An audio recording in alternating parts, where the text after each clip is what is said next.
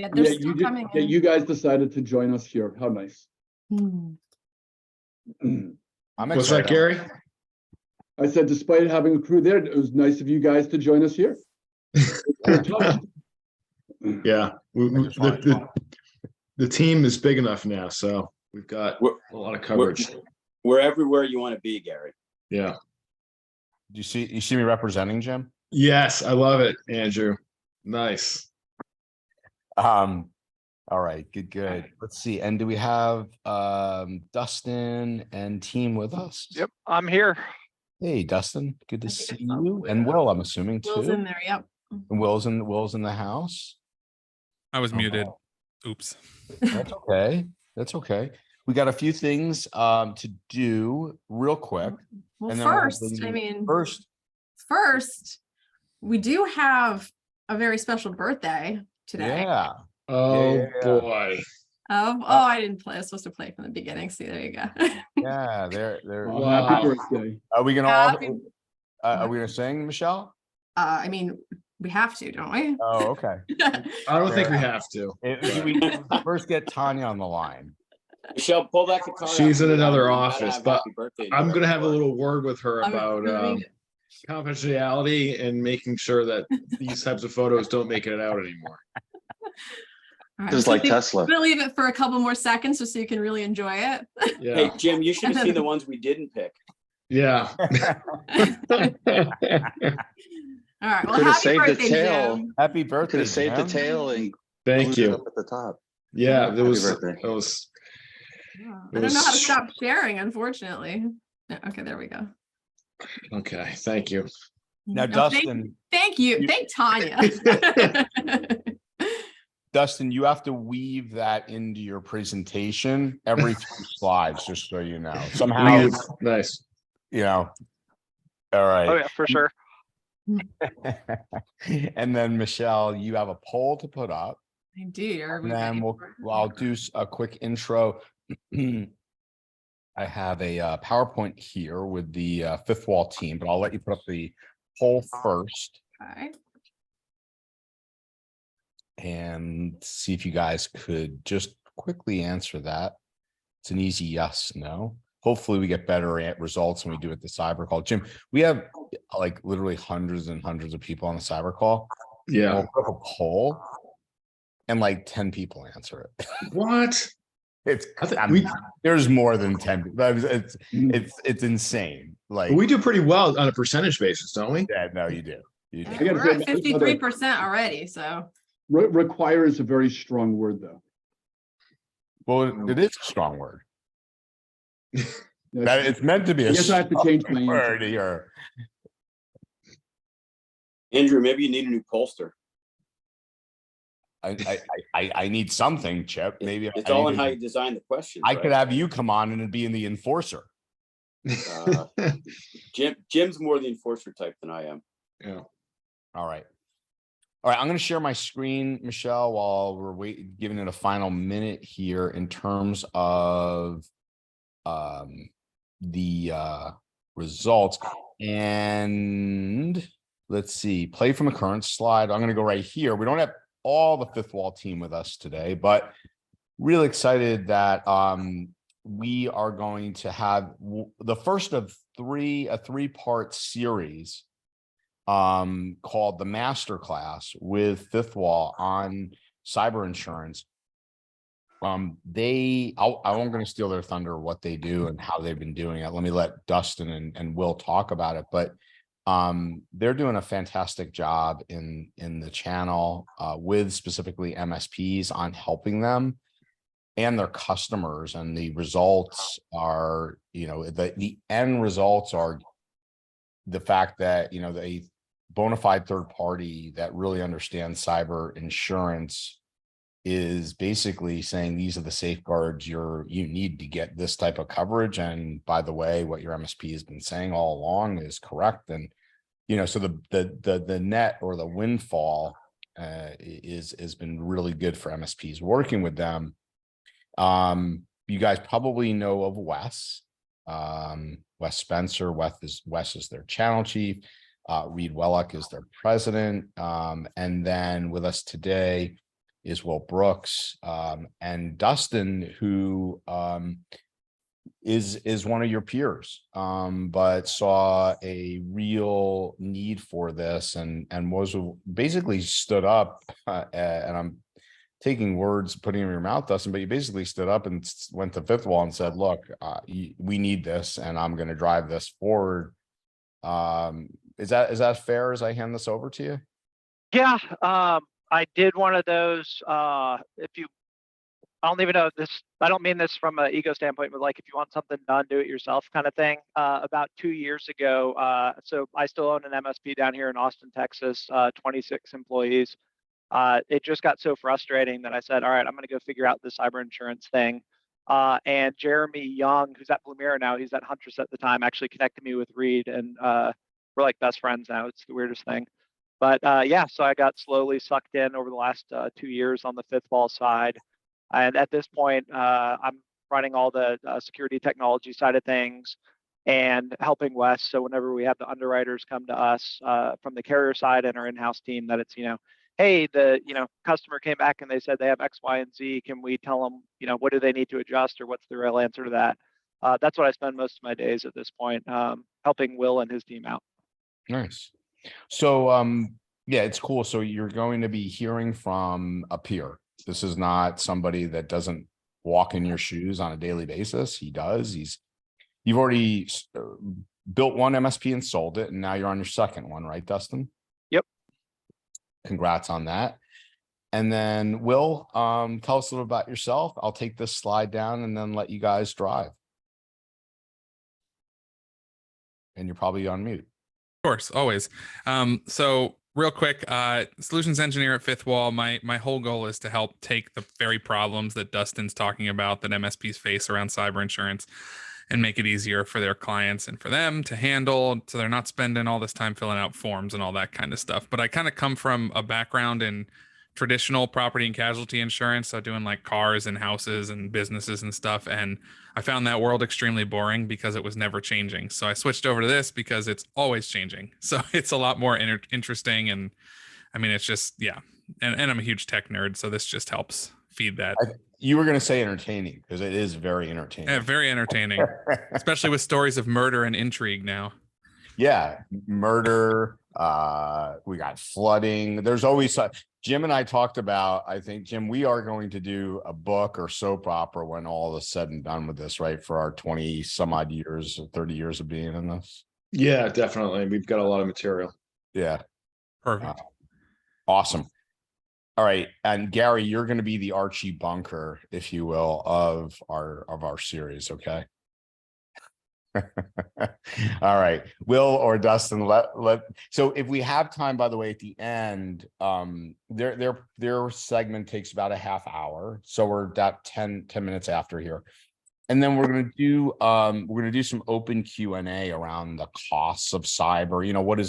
What does it cost? Everybody want to know what it costs. What are the different types of coverages? What does an MSP need versus what an end customer needs? So we're going to have an open dialogue too.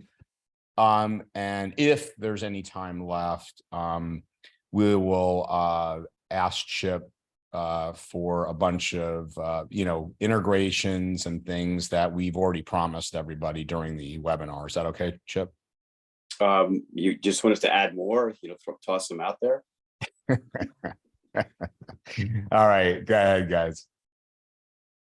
Cool, thanks. So one of the things that frustrates everybody, and myself included, that got me going down this path was, okay, the questions are dumb in a lot of cases, right? Do you use MFA? Like, okay, great, that's sure. Yes, we have MFA. So getting clarity around that. So one of the things we've done at Fifth Wall is we're a bunch of nerds, so we called it LOTA, L-O-T-A, Lord of the Apps, is we took across all 40 of our carriers, looked at the underwriting side of it, the stuff that we've exchanged with the actual carriers for around clarity, things like that.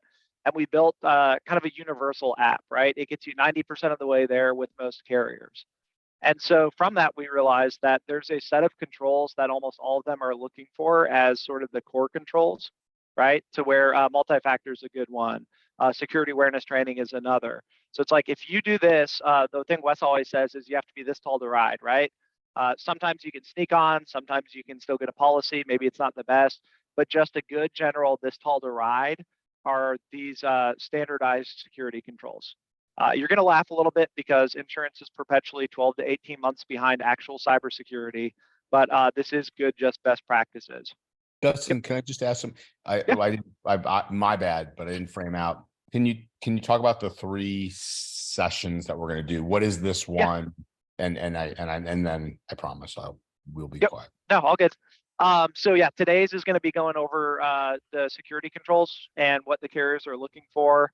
And this is a good thing that do you have these available? Do you have them across all clients? Great. There's kind of a good sales roadmap for you, right?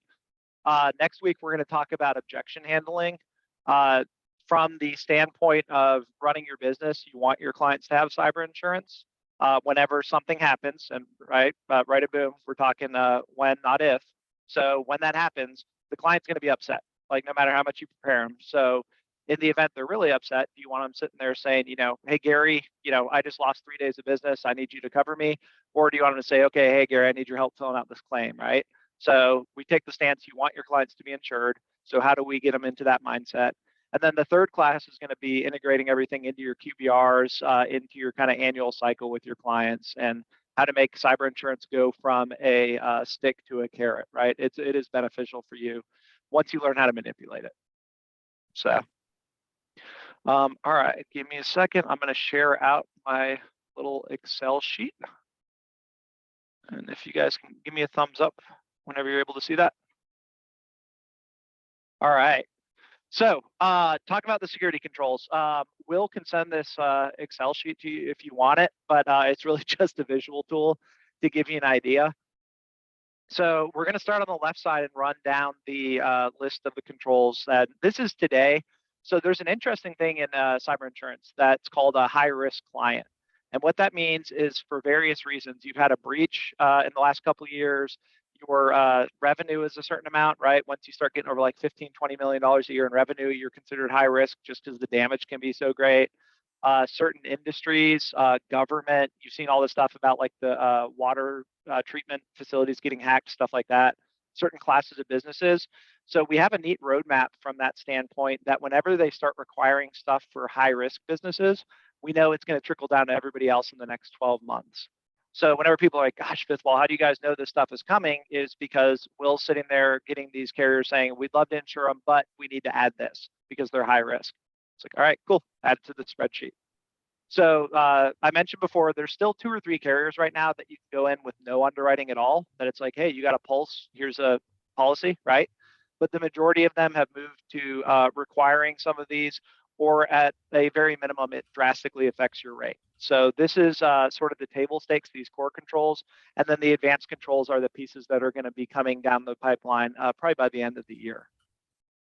2 things to keep in mind. So rationalizing the way that insurance works, right? There's 2 steps to whenever these controls come up, why. The first one is they want to prevent claims in the first place, right? We don't want an incident. We don't want people having to file for a claim. So what can we do to stop that, right? Multi-factor, security awareness training, patching, all that good stuff, the preventative. And then next we go to right a boom. So at that point, we've had a claim, right? Okay, we can't go back. So how do we reduce the damage from that claim? So that's where you see a lot of things around. Do you have encryption set up? Do you have fast recovery from backups? Things like that, right? So insurance is always looking at those 2 components. So every control you can justify in some way from one of those 2 things. So starting down the list, multi-factor authentication. The majority of the carriers at this point are looking for securing external access, right? Webmail is one that comes up frequently. VPN, if you run remote desktop gateway, do you have it there? Some are starting to ask about administrative access, but that's still really not a critical one. So whenever you're looking at the multi-factor aspect, what you really need to do is secure the perimeter. If they're outside the network, at that point, do they have to do multi-factor to get in? So next piece is talking about backups. I mentioned earlier. They are starting to realize that rotating a USB drive off-site once a month is not an acceptable form for backups. So there's a couple components to it. Is the how frequently are you doing it? And oddly enough, on the insurance side, weekly is really the most aggressive that we've seen. A lot of them, you could say I'm backing up once a month, and they're going to sit there and say, great job, guys.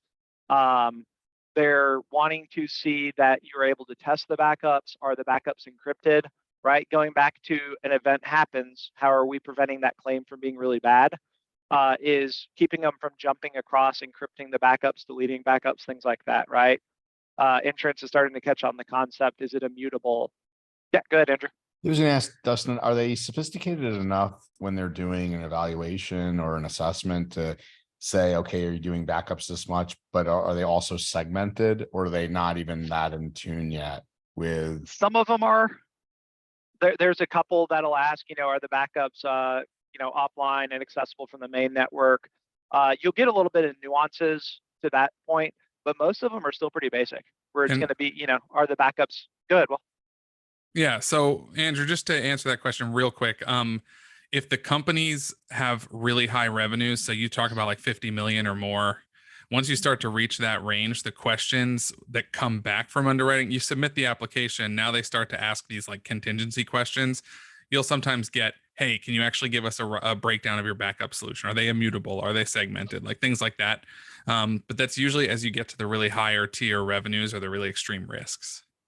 That's incredible, because even still to this day, you talk to like a Chris Lair that is doing obviously, incident response stuff. And even to this day, he'll like ready to slam his head through a wall, where even in MSPs, they're not segmented from where the RMM is or something of that nature. So I'm just curious, like you said, it's 18 months behind.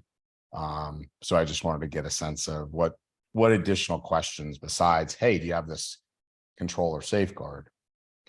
So thanks for that. The really big important ones that are going to be, let's call it the most advanced applications, right? Are going to be, are the backups segregated or immutable? Are they encrypted? And then are they detached? Do they require separate logins, including multi-factor? Okay. If you can check those boxes, that is the most advanced application we've seen to date on that side. Yeah, like the 3-2-1 rule is where a lot of the carriers kind of sit. 3-2-1. Sorry. It's just having 3 copies of data, 2 different media, 1 offsite kind of thing. Got it. Yep. Okay. So, and that seems to be most of, MSPs are running some concept of, they have that on-site backup device, right? The data, the unit trends, an AST device, and then it's piping off-site, and the carriers are super happy with that. But yeah, on average, that's kind of you check that box and they say great, and then some will be a little bit more advanced, but still, like I said, 12, 18 months behind. Doesn't mean that you're not doing those types of things though, right, Dustin, in your environment? Right. Yeah, and you want to be, from the recovery standpoint, having the rapid spin up, testing backups. So there's another good example, Andrew. We're just now starting to see questions around, do you test backups? Can you restore in a safe environment? So going back to in the event of, and Chris Lair's talked about this a bunch since you mentioned it, is, you restore from backups yesterday, and guess what? The attacker is still in the system, right? So we have seen a couple times where they've asked, do you have the ability to safely restore and then test before going back into production? Where that's one of those things for, somebody like Chris, or even, those of us in the industry, it's like, yeah, that's been a thing for a while. I saw that mistake made by a company back in, in the thick of COVID in 2020 that had a thing. They thought they were safe, restored 3 days back, and the guys were still in the system. So that's not a new concept, but on the insurance side, it absolutely is. Got it. Thanks for that, bud. Yeah. Security awareness training is probably the hottest topic for insurance right now. That they are realizing. So I believe it was this year, it may have been last year. Will is going to correct me if I'm wrong on this, but business email compromise overtook ransomware on the claim side. People clicking, opening stuff, things like that. So insurance is really doubling down on the security awareness training. If you look at the apps a year ago, where it was, do you do security awareness training? Yes or no? Like that was it. And so at this point, we're starting to see more around quarterly is the most aggressive that they've asked at this point. And then they're also starting to ask, though, do you do test phishing, for example, right?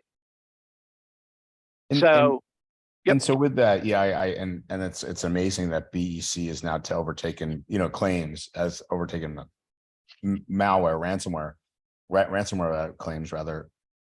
like why I like how long will it take to a SaaS alert? I know you see it here, advanced controls like a SaaS alert, but I have a personal story, you know, where, you know, they didn't do, they had a policy, they got, you know, a request from a distributor to change a bank account. They had an internal policy to call anytime there's a change in, but they didn't follow their own policy.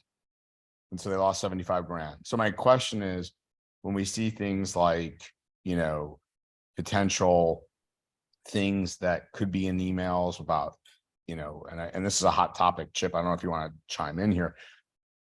Hot topic here at SaaS Alerts is, you know, if you see these things in an email and or see forwarding rules and or see this, that, or the other, why is it taking so long? And why isn't that? Because humans still miss their own policies even. So I'm just.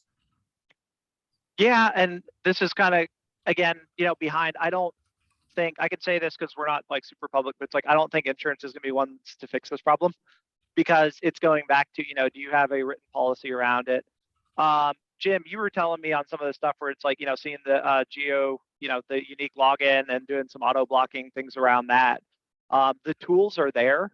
So the hope would be right now where insurance is at, it's like, do you know, mandate training? Do you mandate additional training for people in management and financial roles, right? It's still very basic what they're doing, versus where we would hope it would go is like, you know, do you automatically block based off of seeing, you know, impossible travel, things like that, right? That's where we would hope to see some of this go. So insurance is at the early stages of saying, wow, this security awareness training stuff is very important. But the next step is going to be, we've had reinsurance ask us about, you know, should we be asking how many people passed, right? So that's where the carriers' heads are at. They're still not even onto that next step, like you were just saying, Andrew, of there's defense against a lot of this stuff. We just need to have the right tools turned on, the check boxes checked. Yeah, Yeah. and Andrew, my feedback on this, my comment on it is the business email compromise that we've seen the most, and you know all of the stories that SaaS Alerts sees at this point are around the sophisticated phishing that is effectively a remote social engineering, right? You talk the bookkeeper, the accountant, somebody else into sending money somewhere they shouldn't, either by posing as a customer, vendor, or a senior executive in the business. We obviously can help catch those things when we see the indications that an account has been compromised, because that's how it usually starts. And the training aspect of this to me is, you know, I love the idea of advanced training for financial and executives, and especially for the folks on the financial side, making them realize, hey, you can't trust a request to change something about how your company spends or sends money, even if it's from your CEO or founder or everything else. You've got to verify it, you know, in person with at least a voice call where you can make an identification. Yep. But- So, you know, but- hopefully this time next year, we'll be talking about these, you know, the like the SaaS alert style controls, to where this is something you can do to secure this a lot better. But again, on the carrier side, right now, it's just, okay, security awareness is a thing, we should be doing this. Quick question, if I Sure. could just ask everybody, you just chime in, maybe even Chip, but this is probably like a hotly contested topic where you know, with things even like, you know, ML today, or you can read the email, like if you saw something about an account number being requested or something, like on one hand, you probably have people saying, I don't want you looking at my email, even if it's with machine learning. But on the other hand, would they want it if it could alert them and prevent something from happening? How do you, I just love maybe just commentary on that. Have we seen anybody saying they would do it, Chip, or is everybody still against it? I mean, the feedback we've gotten from partners to this point is, you know, they do not want SaaS Alerts reading customer emails, actually reading data, whether it's an AI, or obviously they certainly wouldn't want a human being doing it, but Of course. don't want to, you know. Now Microsoft and Google both do that. So they do it already. And when in Microsoft's case, you need advanced licensing, of course, for it, but you know, they can provide context context events alerting based around what's in an email. So those fall under the system compliance events that Microsoft generates. Look, we'd be open to it, but that puts everybody at a whole different, level of internal risk from potential employee abuse, including the MSP, obviously. And we'd have to move to, an AI system or a machine learning system that's looking at emails and flagging specific inbound, rather than outbound stuff, which is what Microsoft and Google do today. So I'm just laughing. It's like, sure, we'll pay for an E5 license, but we don't want SaaS. You know what I'm saying? It's funny, but anyway. Well, it's because we're not Microsoft, right? Right. We're still a relatively small company, and people don't necessarily have trust in it. And I sympathize with our MSP partners. It's not an easy thing for them to walk into a customer and say, "Hey, we're going to plug this service in, and it's going to read all your emails." Like Right. that feels instantly like invasion of privacy. And even if we have Deloitte come and certify that we have an automated system that does this, and our no employee of SaaSWorks will ever have eyes on it, or the MSP, you still have customers who are skeptical of that. Like, as soon as you say they're going to read the contents of the email, people's head explode. I mean, we had a difficult time just explaining that we have alerting that includes sender, recipient, subject line, file attachment. We have alerting for that kind of thing. So that took a while for people to get used to. Yeah. Okay. Sorry, Dustin. I just find this stuff fascinating. Facebook and Instagram read all our stuff, but no, don't do that. Yeah, as was it Helen said, we don't have electronic privacy anywhere anymore. I'm kind of pessimistic, so I'm in that same boat. It's like they're already Microsoft's doing it. Of course. Next control, antivirus.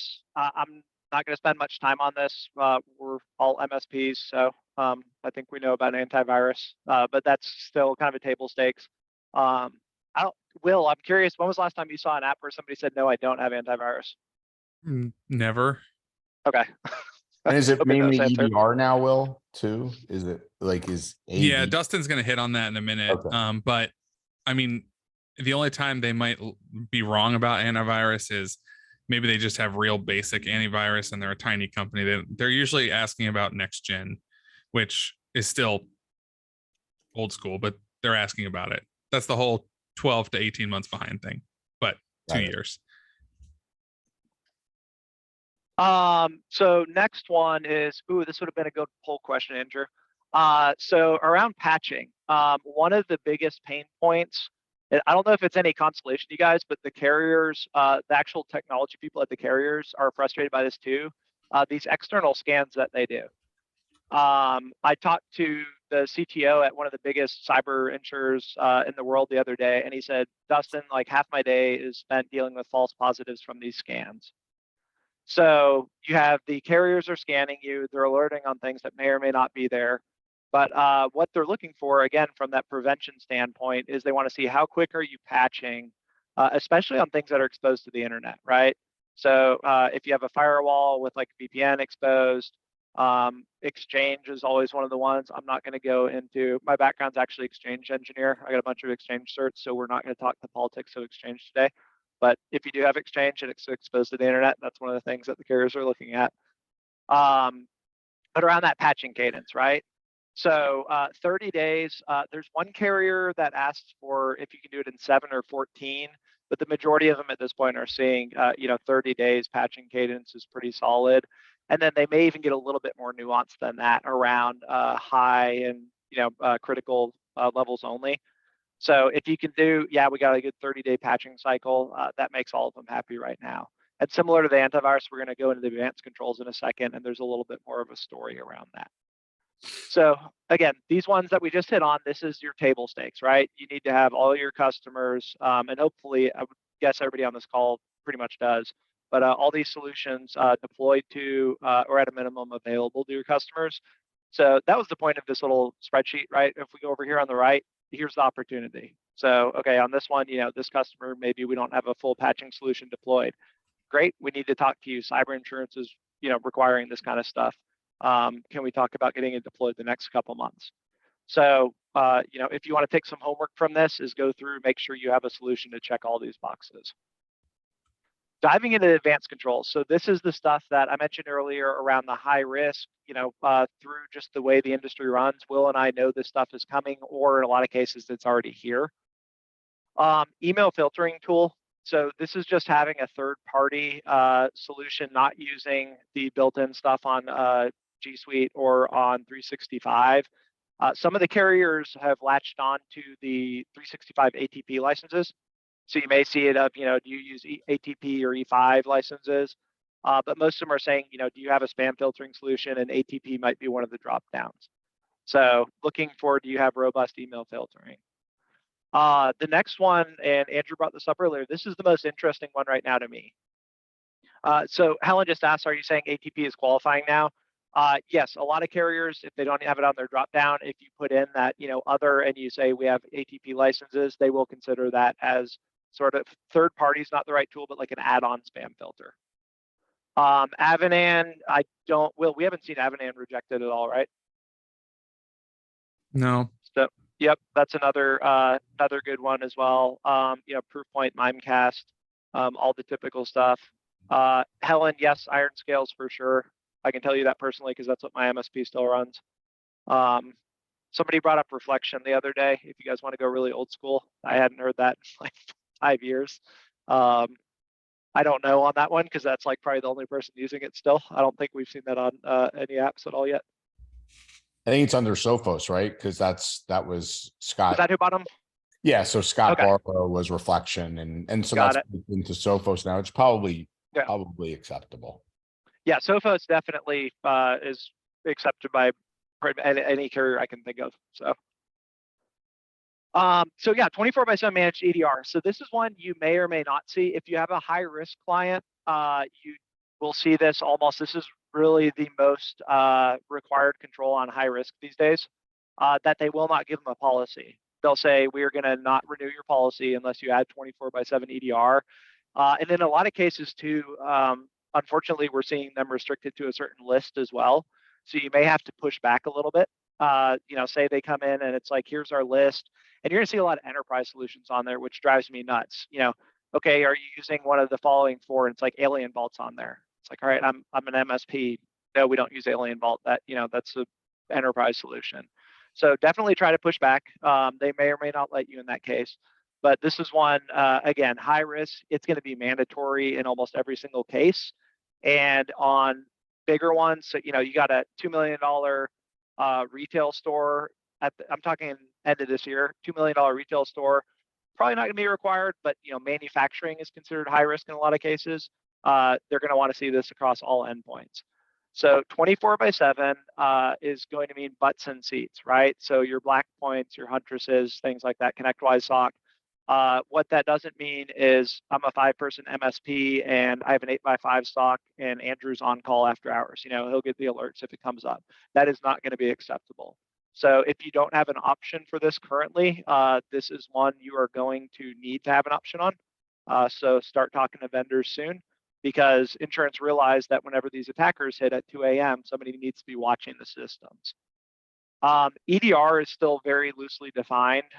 Insurance, not even talking on what defines an EDR in general from a cybersecurity perspective, but insurance doesn't know. Most of the solutions that we see in our industry, I can't think of any that have been rejected unless it's blatantly AV. Like I don't think you go in there and say, oh yeah, I have WebRoot or the basic Defender tier. They're not going to accept that. But generally, what most of us on this call would accept as EDR is going to be acceptable to insurance. The two additional pieces that they really like is the 24/7, obviously, but the other one is the ability to isolate. So I know Blackpoint, Huntress, somebody said the other day, Total has the ability to isolate as well. Their SOC does. One of the big things on incident response, and Chris Lair, if you've seen him speak, talks about this, is just contain. That's all insurance wants you to do. Lock it down. Don't reboot. Don't shut down. Don't anything. So these EDR tools that can actually take a system offline but then leave it, is from an insurance perspective, that's kind of the dream, right? So that's starting to come up on a lot of apps also. Do they have the ability to isolate? Do they have the ability to isolate without your permission is another one as well, right? Because if it's sitting there, it's 3 a.m., they're calling Will saying, hey, we detected this, we need to isolate. That doesn't help anybody if he doesn't answer his phone.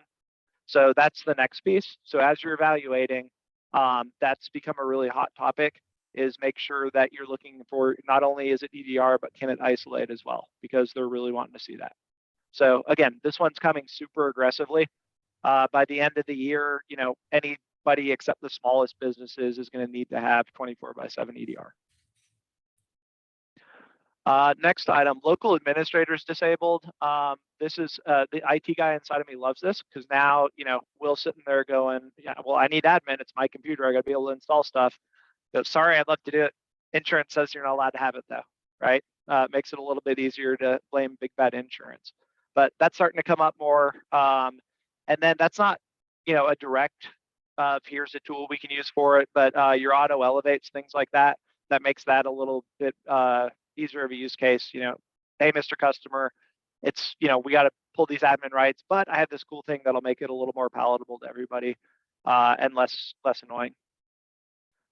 Steve says, for clarify, is that the built-in administrator or any custom local admins? They're looking for users, not to have admin.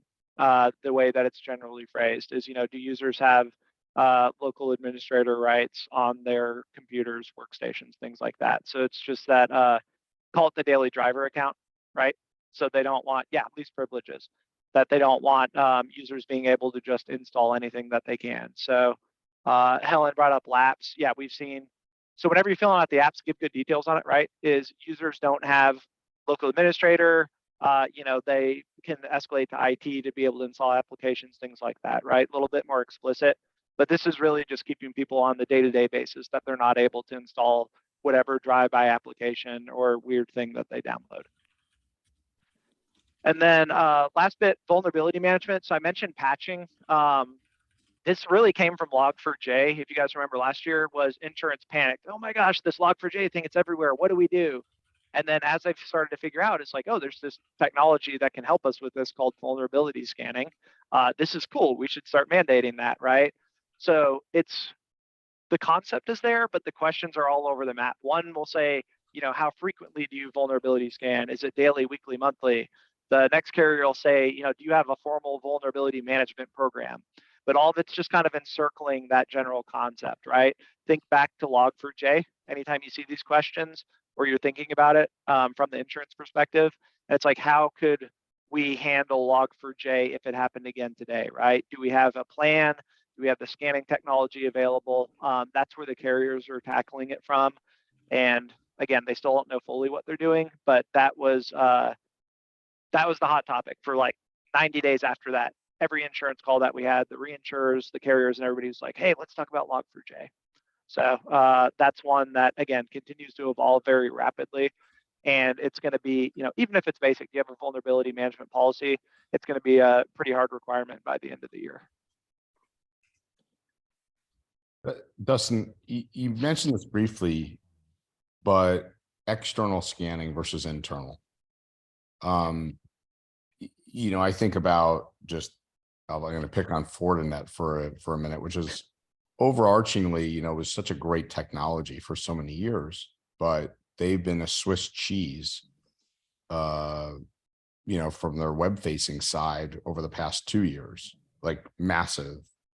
And all the threat actors do is pull up Shodan, scan, find 200,000 devices and go to work. How important is external versus internal these days? You know, can you speak to that a little bit? Yeah. So on the carrier side, there are 2 off the top of my head that have any kind of capacity for doing internal. It's still revolving heavily around external. From our perspective on the MSP security side is, you know, it's very basic. So what you're typically seeing, most carriers are going to scan you once a year whenever you do a quote or whenever you get a policy. They're going to kind of crawl the DNS records, run a scan, of varying quality, and then at that point, rubber stamp you and say, great. You'll see a couple, Coalition is one that comes to mind. We'll scan you multiple times throughout the year and just kind of send reminders, hey, Andrew, we found this, sonic wall that's 60 days out of date. You need to be patching per your cyber insurance policy. But it's continuing to evolve. So they're looking at that part, and then internal scanning is sort of the holy grail. But it's one of those things like, how do you do it, right? Because and insurance realizes this, nobody's going to sit there and install an agent across all of their stuff, right? We don't want yet another agent, and we don't want one from insurance running on our stuff. So one that's a really innovative is, if you guys saw, Sophos and Cowbell did an integration to where Cowbell can pull all your data out of Sophos now. So that was their thing. Here's an API if you're using Sophos already. But now at that point, they're able to use the Sophos engine, see what your endpoints look like, from your firewalls, see if you're patched up, what ports you have open, things like that. So that's the next step.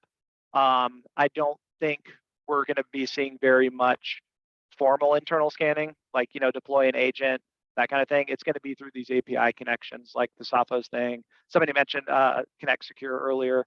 Leveraging those sort of products to do those scans. But I can tell you, insurance wants that data to be able to see what's going on. Yeah, interesting. Really, really good stuff. And great chat, by the way, going on here in the or great comments in chat here. Thanks, yeah, Rafi, really good points. Rafi, you've got great insight on this and stuff, and you're always dealing with typically highly regulated clients. Any thoughts on the scanning side? Because I know you've been involved a lot since the beginning, actually, with Connect Secure as an example. But any perspective on this? Yeah, I mean, my comment actually is related to that. We've been dealing with that a lot lately with a number of private equity firms that have no office, have no location, have no real infrastructure other than we have 365, we might have Ignite, we might have some other things. And we put all the normal protections in place so we do our due diligence. But when it comes to dealing with whether it's cyber insurance or even a due diligence questionnaire, we have all these questions around protecting infrastructure and remote access that are just really not applicable anymore. Right. And dealing with that has kind of been an interesting question because most of the compliance people don't know how to answer it either. Yeah, and we've seen a lot of this stuff has been. So remember, whenever whether you're working with, please come work with Fifthwall. But if you're working with an agent in general, there's like 60 different carriers. So if the agent comes in and says, we're doing, this carrier, here's this app, and it comes back with dumb questions, that there is hey, we can go back, this isn't a good fit for us. So let's, not saying it's a good or bad, but this office conversation, I know a lot of you have suffered through the Travelers app. Do you have multi-factor on your switches and routers, right? It's like at that point, you can go back and say like, look, we don't even have switches and routers. This is a decentralized, Mr. Agent, this doesn't seem to be a good fit for this client. Can you please get us a different carrier that better handles, decentralized? So you have options. To that point, Dustin, are we going to start to see things like I'll use a term like an industry vendor? But are we going to see the request to have things like access control, like an app gate, for these, or an Illumio for micro segmentation? If we're a completely remote shop, but now all of a sudden securing that, device wherever it may live, will we eventually head there? Yes. They again haven't figured out, they don't fully comprehend it, but zero trust stuff, like a Total or Cloudflare is a really hot topic right now. You're seeing one of the big carriers right now is flagging firewalls a lot of the times, just in general. And so funny you brought up Fortinet earlier, Andrew, because I'm suffering through being a Fortinet MSP. Which it's been rough, but they are actually that carrier will flag SonicWall, FortiNets, and one other one. They're not declining coverage, but they're saying this is a dangerous firewall. You should move to zero trust. Yeah, it was SonicWall, Fortinet, and Pulse Secure were the three that just got completely Yeah, that might have been it. Annihilated for the last few years. Yep. So they're not declining coverage, but they'll come back and say, we see you're running a Fortinet. we recommend moving to a zero trust such as Cloudflare. Interesting. I'm going to put just a quick URL in here for everybody. I'm going to put one of the cyber call episodes in here. This was with Eric Tildes and an MSP, David Bennett, who's been in the business 30 years from Connection. Speaking of Fort Lauderdale, by the way, we were speaking about this earlier. He's in Fort Lauderdale. Good one to listen to, because the do's and don'ts of when you're assisting your customers with their cyber insurance questionnaires, you could be putting your MSP at risk depending on what you do, what's in your MSA, what's in your errors and omissions and things of that nature. So make sure you understand what you're doing and what you should be doing, not doing. This is the reason, by the way, not just do a shameless plug, Dustin, but like, why should an MSP consider bringing you guys in? Because it is a slippery slope in terms of, you don't want to necessarily, you can assist, and can you just talk about this? Is really important. You can assist somebody filling out a questionnaire. You should not be filling out that questionnaire and never guessing. And can you kind of just give us some of the do's and don'ts there, because you can get yourself in a lot of trouble real fast. Oh yeah, for sure. So this was one of the cool things. So those of you that know Wes, education first. So the fifth wall was a big appeal for us, because 99% of what we do, it's one of those, again, please work with us, but you can kind of take that and go work with any agent, right? It's just general, most of this process, it's truly vendor neutral on it. So the first piece is, and I think everybody knows this at this point, but like, don't sign the application at all. Even there's one of them that's like, who's the security contact? Please sign here. Somebody inside the customer should be the security contact, and they should sign, because the reason for that is, even ignoring the whole lawyer thing, the liability, this, that, and the other, that contract is between your customer and insurance, right? You wouldn't ever sign any other contract on their behalf. So don't do it on the insurance side.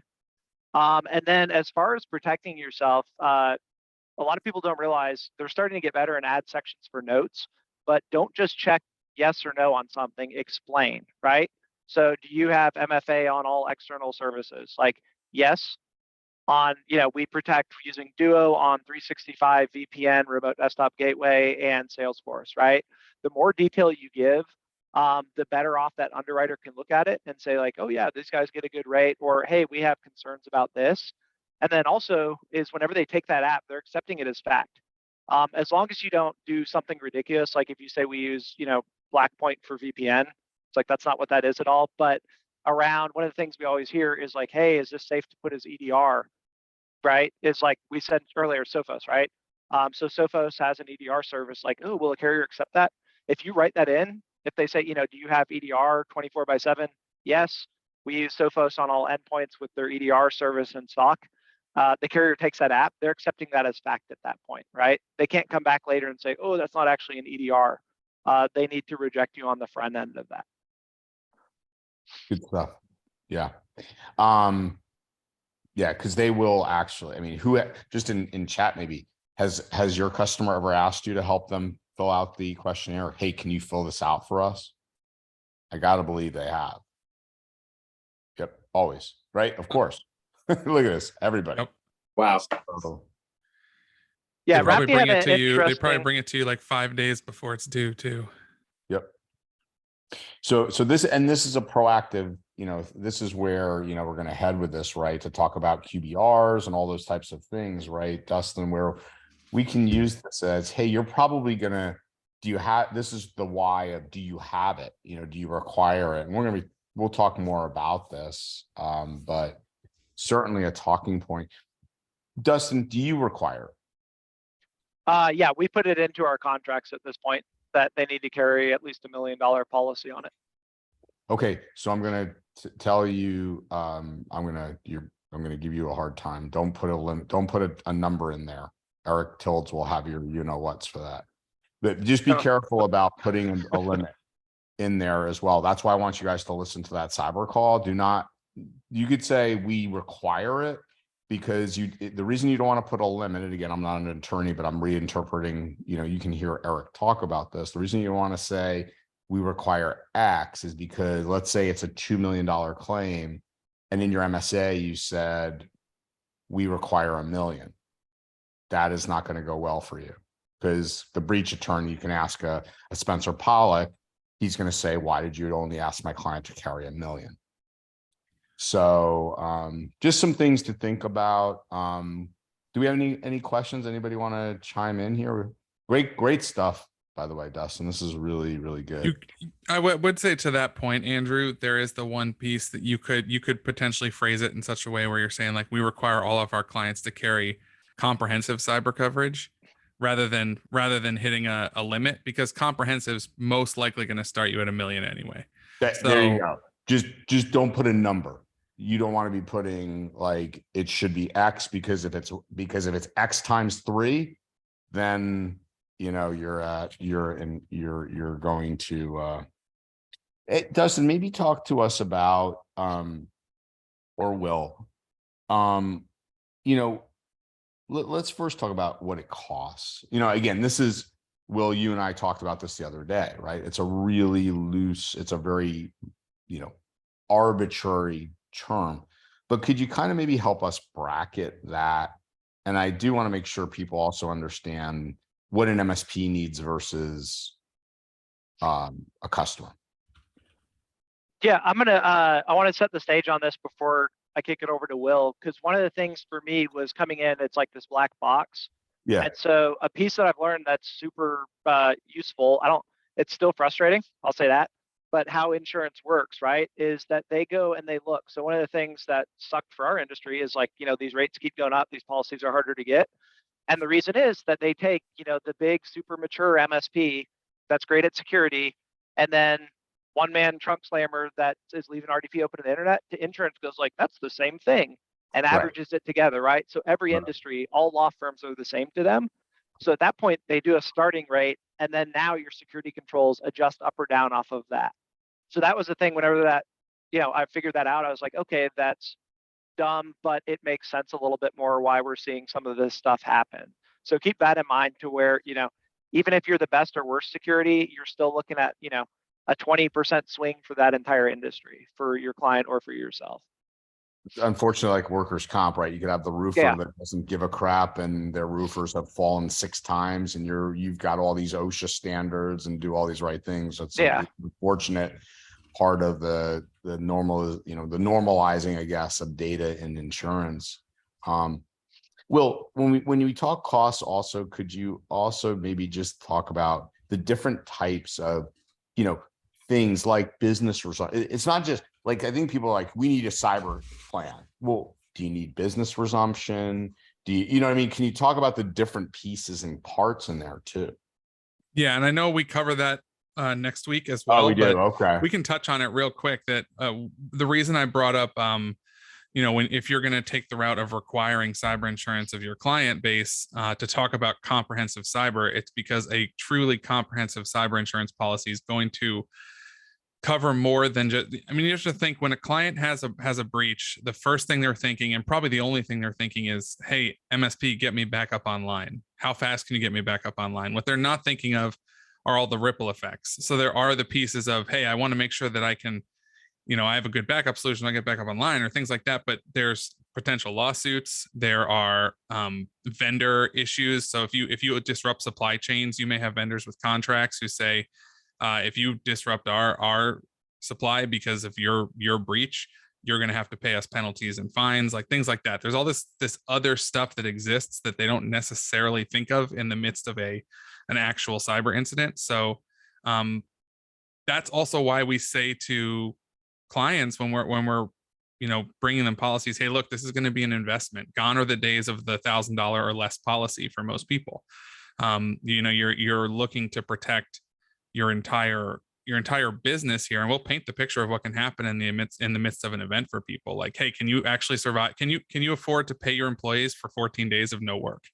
Can you prepare to can you deal with the loss of income for 14 days of no work? Like, all those are going to be questions that are asked and pieces of it. So when it comes to the actual pricing model, to Dustin's point, I mean, they look at three things. They look at your industry. So to Dustin's point, if you're this industry, we're starting you at this baseline. So you might look at a law firm and say, all right, well, we're going to start them at $2,000, but as their revenue increases, and it really starts there. If it's a $1.5 million law firm, they might be looking at a $2,000 policy. If it's a $20 million law firm, they could be looking at a $15,000 policy. You don't know. And part of that is because of the revenue and the amount that could be lost. I mean, they're thinking, again, if we're paying business interruption, if we're paying pieces here, how much are we going to really be paying out in the event of an incident? So that's a big part of the pricing model.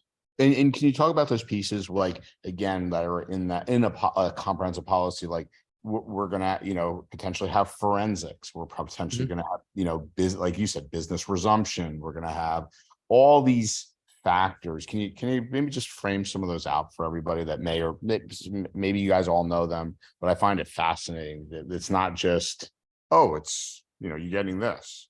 Yeah.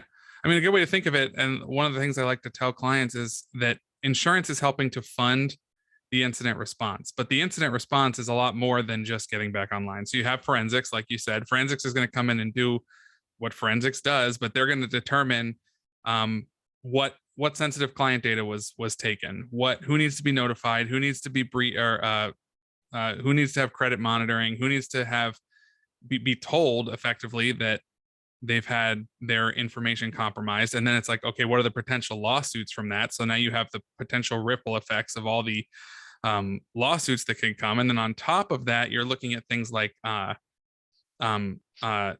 reputational harm. So now you've undergone a breach. People look at your business and say, well, they're not secure. I'm not putting my money with them. So you're going to lose clients. You're going to lose. We've heard this with MSPs who have undergone some pretty heavy issues where they say, look, I still suffer from clients who are leaving me because of what happened. And it's like, that's the reputational harm. And that there's funds for that too, of saying like, you're going to lose clients potentially from this. We want to be able to help you recover some of that pain, right? So it shifts from the lawsuit stuff to all these first party coverages. Are your hard drives fried because of this? Is your computer rendered unusable? Like, there's even down to that point, hey, we're going to replace all of your network stuff. It's just, it's everything. So it's more than just how fast can I get back online? There's all those other pieces. And like I said, we'll go over it in much more detail next week. So that'll be in the objection handling, quote unquote, piece of it. Yeah, there's a slide about it, I think. Okay. Right, Yep. Dustin? Oh yeah, that's my favorite slide. The little diagram one. Yeah. Good. So we got a minute left. I thought this was awesome. Jim, are you still with us there? Or are you, talking to Tanya about what she did to you? I already had words with her about that. So, Hey, Andrew, with a minute left, there was just a great question asked go, in chat that I'd love, for our friends from Fifth Wall to address. So Brian has asked, if the trends continue, is cyber liability insurance even going to be a thing in 5 years? It's escalating so fast. How long before the insurance companies just refuse to provide it? So I can answer that one. So this year, if you've ever heard insurance guys love saying hard market, right? Rates are going up, coverages are going down. It's reversing like the tiniest bit. January 1st is a big date for reinsurance. So everything renews, right? All the insurance companies have reinsurance because it's a giant pyramid scheme. But what we saw on the January 1st reinsurance renewals is that it's starting to go the opposite direction. So I'm not going to say from the controls and security standpoint, but as far as rates and being able to get coverage and stuff, it is starting to trend back in the opposite direction. That we shouldn't, knock on wood, everybody, please. We shouldn't see the crazy rate increases that we saw last year. It shouldn't be as hard to get it. We've had some of them we've talked to have 30% more capacity, so that means they can add that many more policies.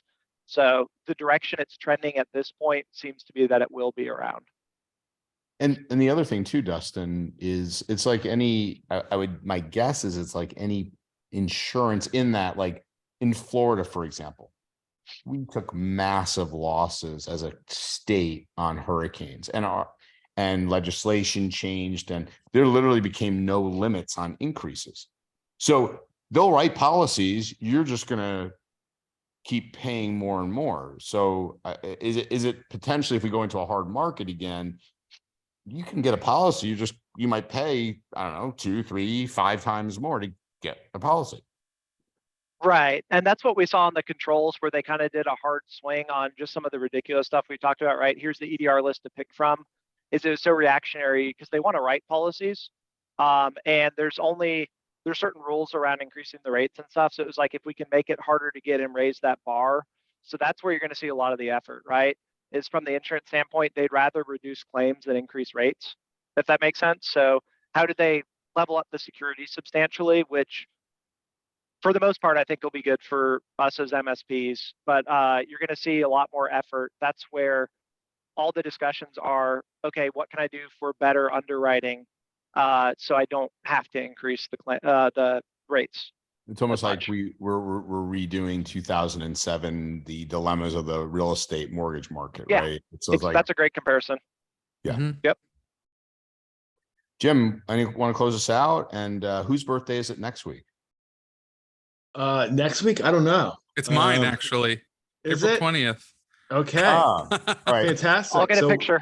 We'll send. Yeah, Will's got the same haircut as me. Yeah, good so luck there's finding a picture with me with hair. Jeez. Well, let's scour. You got to scour. All good, Andrew. Another great one. Like really fantastic information from the folks at Fifth Wall. So I'm really happy we're doing this. Yeah, Awesome. absolutely. Everybody have a fantastic week. We'll look forward to seeing you. Tell everybody, tell friends, family to show up here next week, and we'll continue the conversation. Take care. Thanks, everybody. Bye. See you next week.